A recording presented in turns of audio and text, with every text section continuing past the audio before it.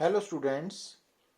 आज class +1 physical world and measurements के lecture number 14 में we are going to discuss about some typical numericals on the basis of propagation of error. और ये जो propagation of error topic है, propagation of error in addition, in subtraction, in multiplication, in division, in powers, ये already हमने previous lectures में cover किया हुआ है।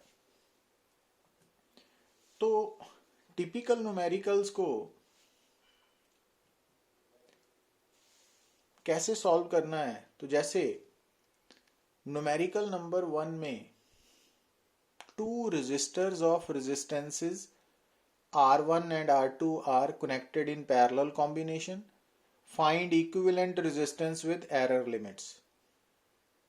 तो आपको दो रेजिस्टेंसेस गिवन है। First resistance 100 ohm plus minus 3 ohm, तो 100 ओम फर्स्ट रेजिस्टेंस की वैल्यू है और 3 ओम उसकी एरर है। And second resistance R2 is equal to 200 plus minus 4 means 200 ohm second resistance की वैल्यू है एंड 4 ओम उसकी एरर है। Find the equivalent resistance with error limits in parallel combination.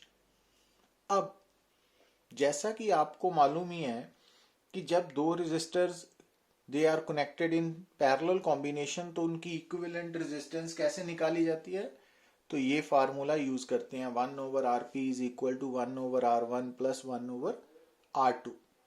तो यहां से आप Rp की वैल्यू निकाल सकते हो। तो Rp की value R1 R2 over R1 plus R2 है। तो अगर आपने equivalent resistance in parallel combination की रिजल्ट की वैल्यू निकालनी है तो आप क्या करोगे, तो R1 R2 की वैल्यूज को सब्स्टिट्यूट करके उसको सॉल्व करोगे तो हमारे पास Rp की वैल्यू 66.7 ओम आ गई। तो ये equivalent resistance in parallel combination की वैल्यू आ गई। अब इसकी एरर निकालनी है। तो अब एरर निकालने के लिए क्या करेंगे हम, क्योंकि Rp की वैल्यू R1 R2 है, तो ये फर्स्ट टर्म है R1, सेकेंड टर्म है R2 और थर्ड टर्म डिनोमिनेटर में है R1 प्लस R2।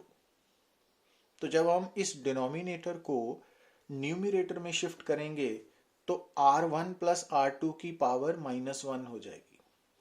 तो इट मीन्स हम Rp को कैसे देखेंगे, फर्स्ट R1 जिसकी पावर है 1, R2 पावर है 1 एंड थर्ड टर्म है R1 plus R2 raise to power -1।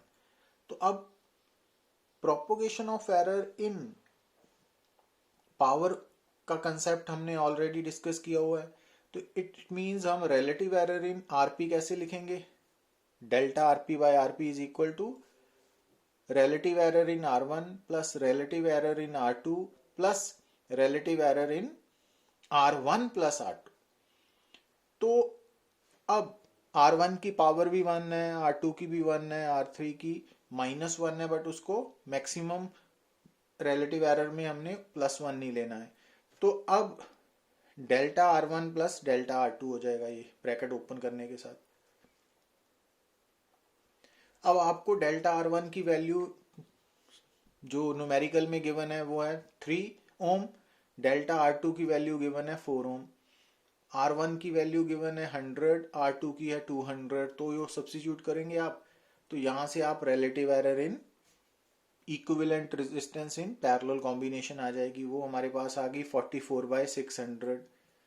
अब अगर हमने error in equivalent resistance in parallel combination means delta RP निकालनी है तो हम आरपी को क्रॉस मल्टीप्लाई करेंगे। अब इक्वेशन नंबर 1 में हमने आरपी की वैल्यू निकाली हुई है 66.7, तो वो सब्स्टिट्यूट करेंगे तो डेल्टा आरपी 4.9 ओम आ गया। तो इट मीन्स हमारा final answer 66.7 plus minus 4.9 ohm final result आ गया।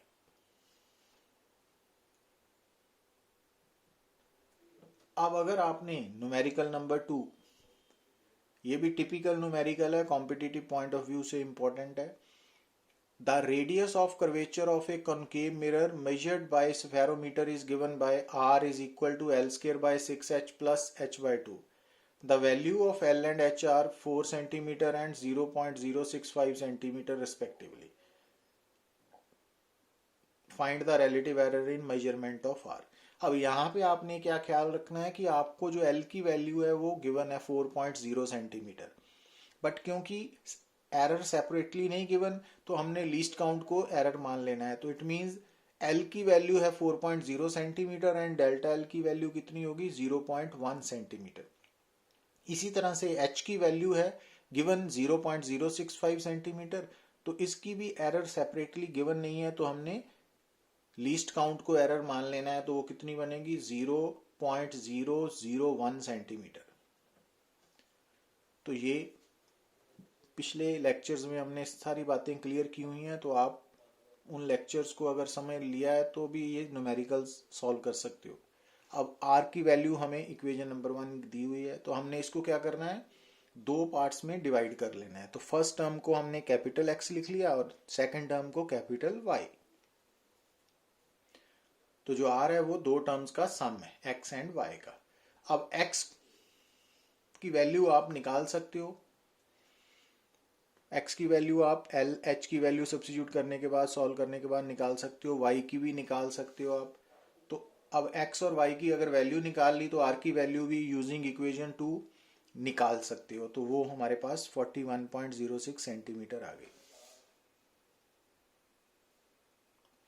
अब हमने निकालनी है r की रिलेटिव एरर.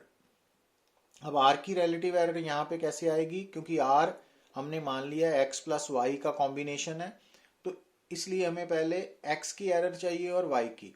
अब x की वैल्यू इक्वेशन नंबर 3 से और y की वैल्यू इक्वेशन नंबर 4 से निकल आई, बट एरर इन x कैसे निकालनी है, तो यहाँ पे आप propagation of error in power का कंसेप्ट लगाओगे. तो डेल्टा x बाय एक्स क्या बनेगा, क्योंकि l की पावर 2 है तो 2 इंटू रिलेटिव एरर इन l प्लस h की पावर 1 है तो 1 इंटू रिलेटिव एरर इन h, और 6 क्योंकि कांस्टेंट है तो इसको कंसिडर नहीं करना. तो उसको सॉल्व करने के बाद डेल्टा x बाय एक्स की वैल्यू आ गई 0.065. तो अब x की वैल्यू हम ऑलरेडी पीछे इक्वेशन में कैलकुलेट कर चुके हैं, तो उसको सब्स्टिट्यूट कर देना है, क्रॉस मल्टीप्लाई करना है यहाँ x की वैल्यू. तो डेल्टा x की वैल्यू 2.67 सेंटीमीटर आ गई. और इसी तरह से क्योंकि हमने y को h बाई 2 कंसिडर किया या h बाई 2 को y कंसिडर किया, तो y की रिलेटिव एरर कैसे निकालेंगे आप, delta y by Y is equal to delta h by h, क्योंकि 2 तो कांस्टेंट है. तो यहाँ से रिलेटिव एरर इन y आ गई, और y की वैल्यू हम ऑलरेडी पीछे इक्वेशन में सॉल्व कर चुके हैं, तो उसको सब्स्टिट्यूट करने से हमारे पास डेल्टा y की वैल्यू भी आ गई, इक्वेशन नंबर 9. अब क्योंकि जो r है वो x प्लस वाई है, तो इट मीन्स r की जो addition, propagation of error in addition वाला कंसेप्ट आएगा कि जो r है क्योंकि वो x और y का एडिशन का रिजल्ट है, तो एरर इन r जो है डेल्टा r वो कैसे होगी, x की एरर प्लस y की एरर. तो हमने इस यहाँ पे राउंड ऑफ कर दिया इनको.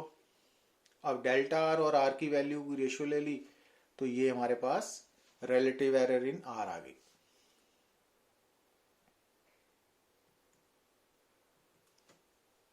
Thank you.